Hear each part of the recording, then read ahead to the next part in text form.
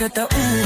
Alright! Magandang araw mga kabatas natin at welcome sa isa na namang live stream. Mga kabatas natin, Attorney Claire Castro, ex Raffy Tulfo. Alam niyo mga kabatas natin, no? Hindi ko talaga maintindihan itong si Attorney Claire Castro kung ano talaga ang diskarte niya sa buhay niya. O kaya sa presence niya online. Di ba? Lahat na lang ng mga tinindigan niya nung una, binabali-bali niya na. Oh my gosh. Sabi ni Juan Alberto, feeling ko tatakbo si Auntie Claire for Senate in 2028. Hindi siya mananalo.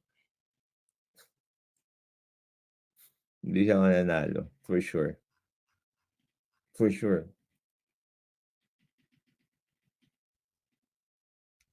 Mahihirapan siya dyan. Sa sobrang dami ng kasinungalingan niya. My gosh. Kung wala pa sigurong social media, pwede siyang manalo. Pero ngayon na na-immortalize yung mga kasinungalingan niya, baka naman manalo. I don't wanna say, I don't wanna be 100% sure about it. Pero, if you look at the trend, it's time for the enlightenment of the Filipino people, eh. Di ba? Let's go. May kanya-kanya tayong opinion dito, mga kaklira, malamang may kanya-kanya tayong opinion. Di ba? Ganyan na naman siya, malamang may kanya-kanya tayong opinion, oh.